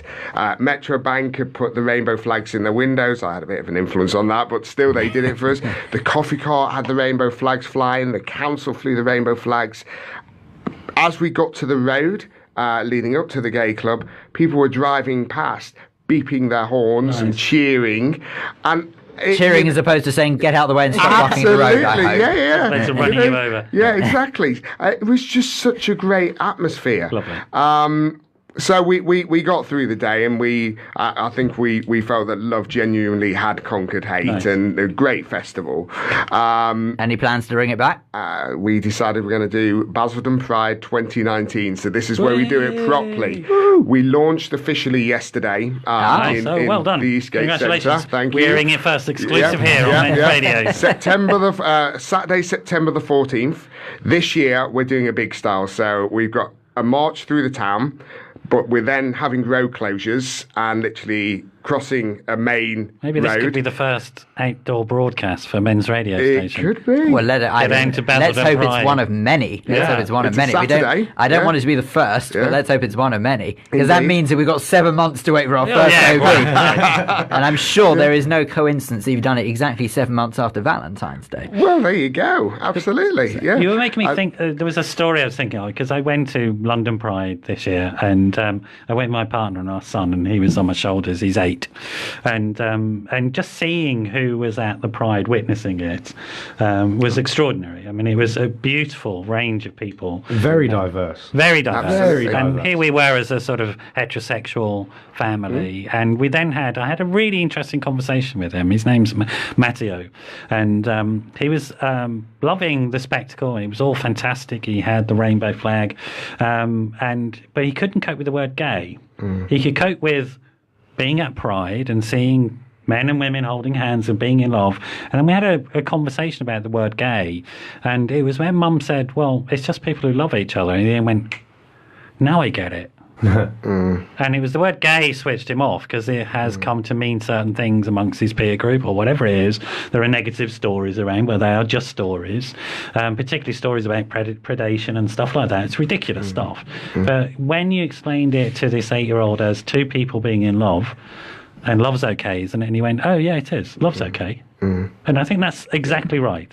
We do get that. That's it. That was the big mantra, wasn't it, of Pride over the last couple of years, is love is love. Yeah. And that's all it's about, really. Yeah. It's just who you love, you know. And what is the problem if somebody loves somebody else? What is exactly the problem? Yeah. I mean, we are very much selling Basildon Pride as a family festival. Yeah. So as we get to Gloucester Park, which is our main park, there's going to be a big festival there, which we're aiming for it to be free for everybody in the community. Music, drinks, stalls, so on and so forth, food. It'll be a really good afternoon. Yeah. But it's a family festival. We don't care who you are, as long as you want to come and celebrate. Yes. Come down, you know. If you're straight, I mean, I would love LGBT to have an S in it, you know, because our straight allies are just as important as everybody else in that community.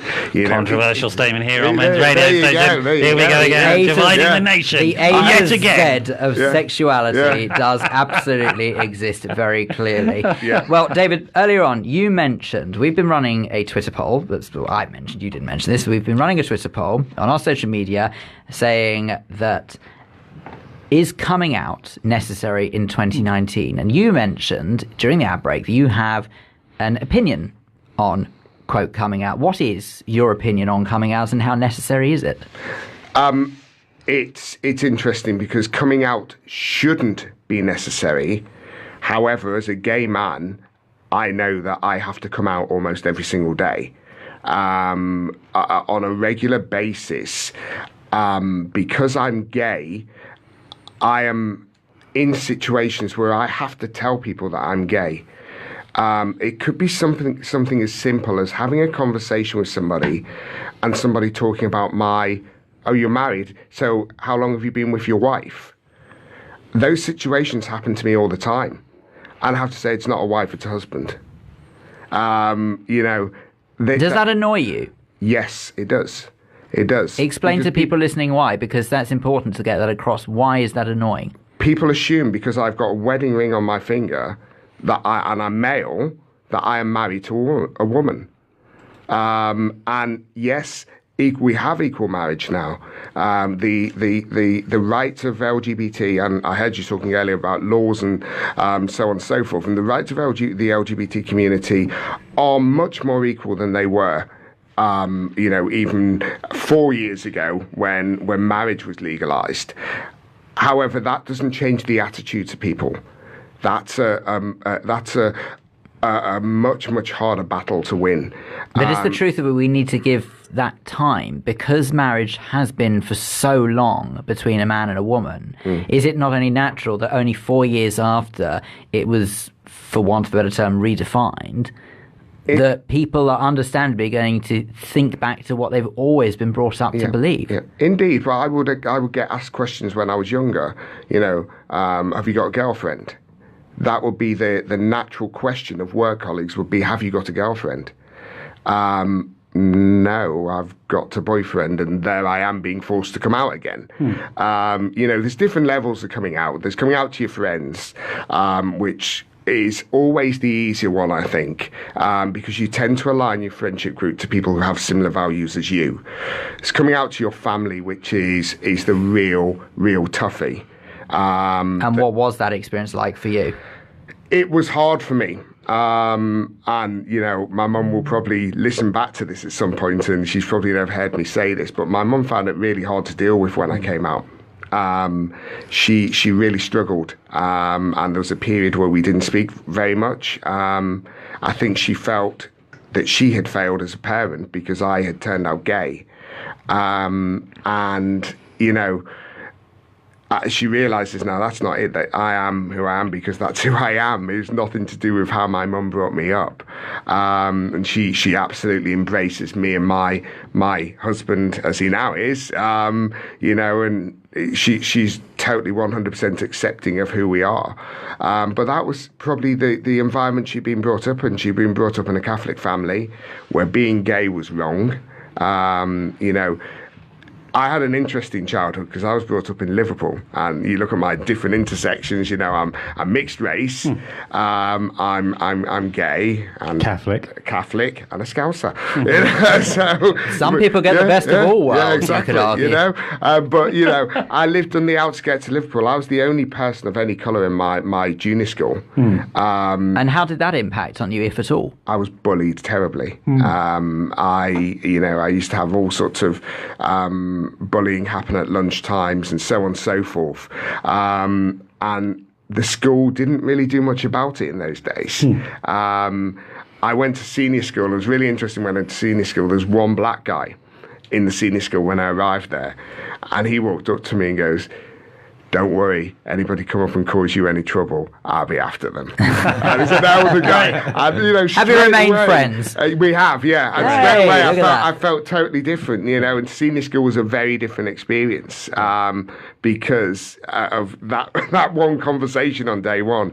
But I did have terrible, terrible struggles when I was a kid at junior school. Did you come out as gay at school? No, I didn't. I came out at university.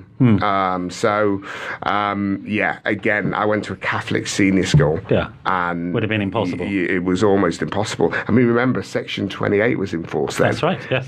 So it was really interesting. I went to a school in Basildon to give a speech just before Christmas. In their inclusion and diversity room, they had rainbow flags up and all sorts of stuff. And the difference to when I was at school, to think we now actually have rooms like this in school, is that's how it should be. Just thinking about your parents and your mum's reaction, and it still is the case. In my clinical practice, that people will contact me because their child is gay or lesbian, and they think there's something wrong with them. And there are still, unfortunately, some therapists who will take clients on that basis.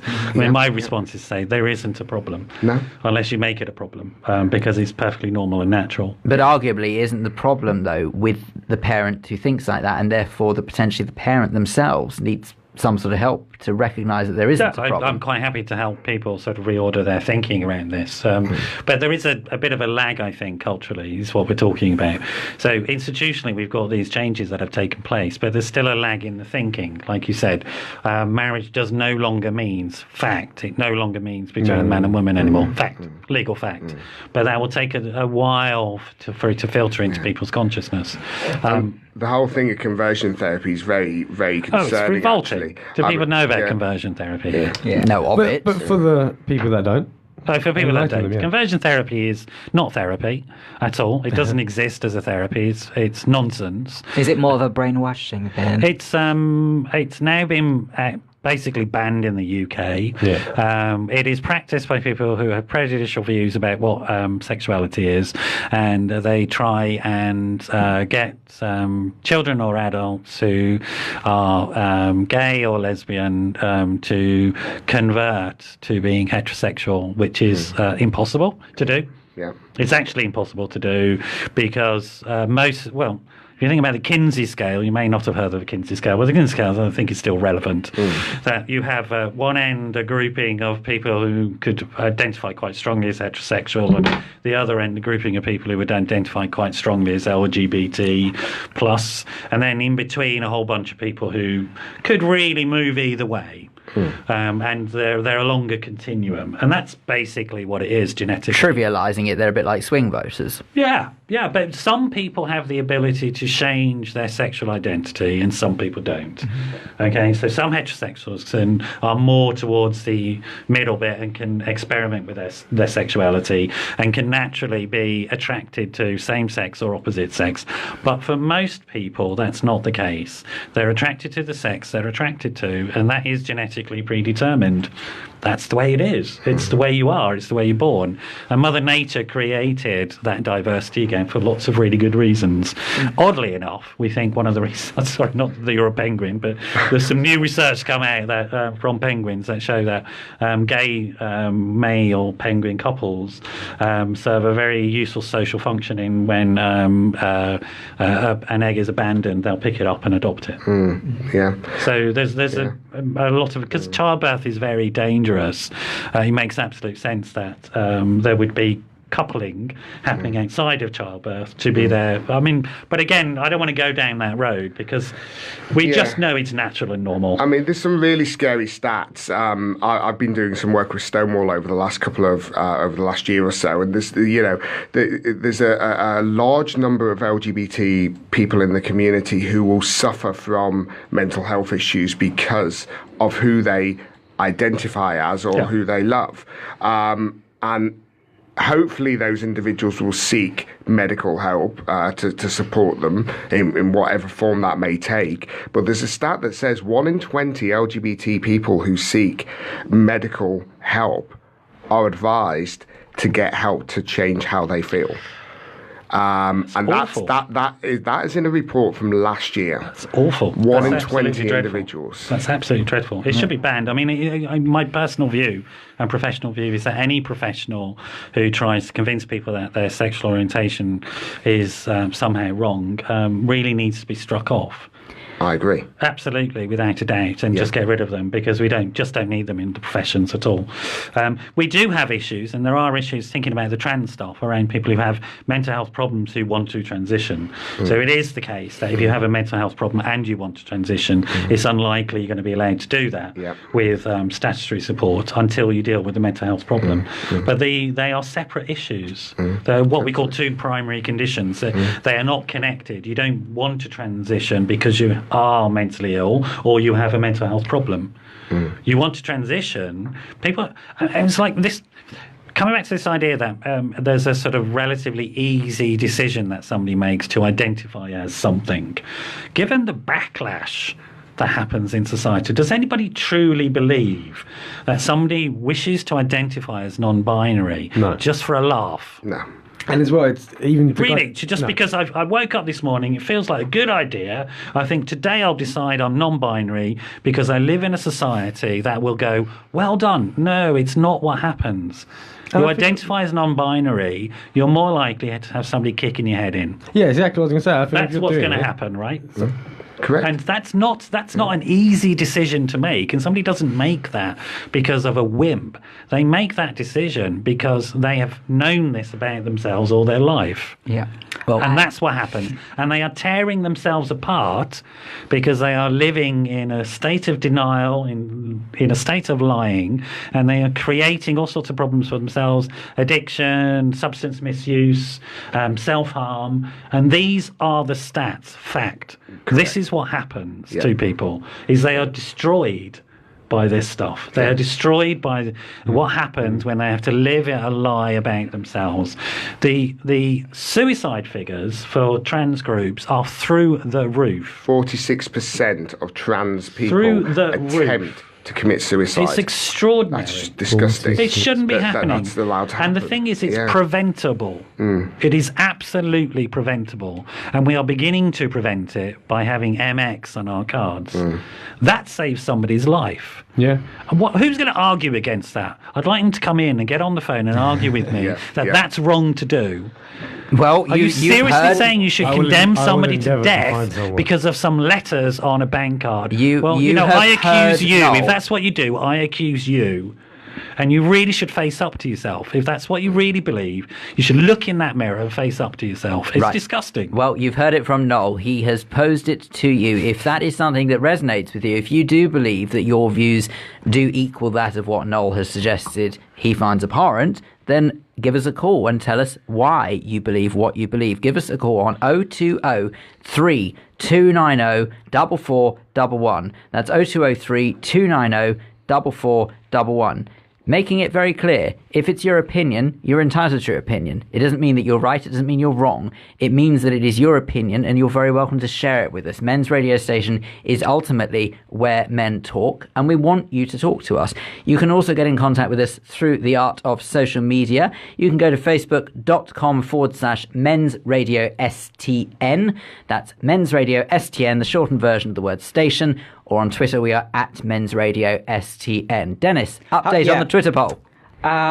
Twitter poll is still at 60% yes and 40% no. We've been asking people, we've been asking people that whether or not we believe coming out is necessary in 2019. So 60% yes, 40% no. And I'll just go over some comments on Facebook.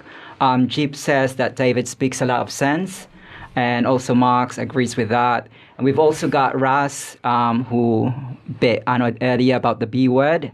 Yes, we should point out that that's our very own Russ Kane, who is listening. Of course, the politician brings in the B word. We should warn you that our very own Russ Kane is listening to this programme. He's probably doubling the listening figures as we speak, and he has said, in no uncertain terms, he turns his back for 5 minutes, and the B word is mentioned. He is not happy. Apologies, Russ. But he also said that love is love. If ever there's 3 words to sum up the ethos of this station, that's absolutely ethos about love. Well, there you have it. But I'd just like to add something about what Noel said about non-binary and the pronouns, the MX. I think it's one thing that you hold that belief and you're trying to advocate about diversity, but it's different if you're trying to impose that on other people.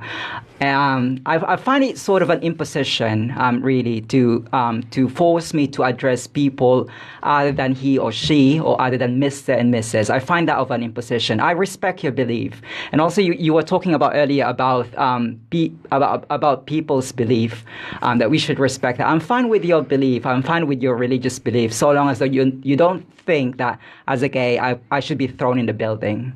Do you think part of it is and I'll be honest with you, I don't fully understand non-binary because I'm not non-binary. Yeah.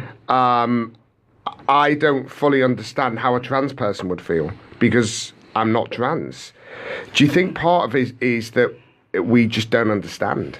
And we as a community perhaps need more help in understanding?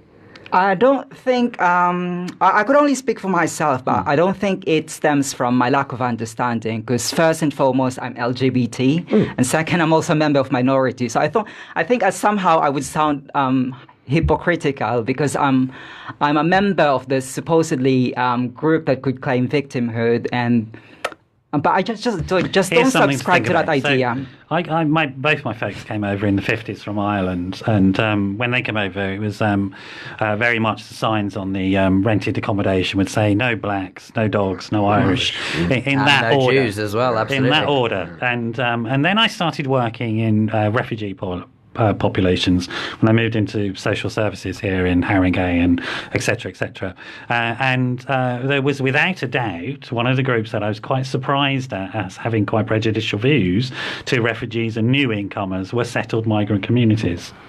It's the way it is. Yeah. The settled community often is quite resistant to change. And is that what it is? It's the fear of the unknown almost, isn't it? It's better the devil, and devil is, don't get me wrong, is figuratively speaking. We're not suggesting for a second that just because someone is of a different persuasion, whether that's sexually, orientation, origin, whatever it is, no one's a devil, but that's the problem, is that people tend to recognise what they know. Scarcity. Indeed. I think there's a thing that people have about fear, that there's not enough of something somehow.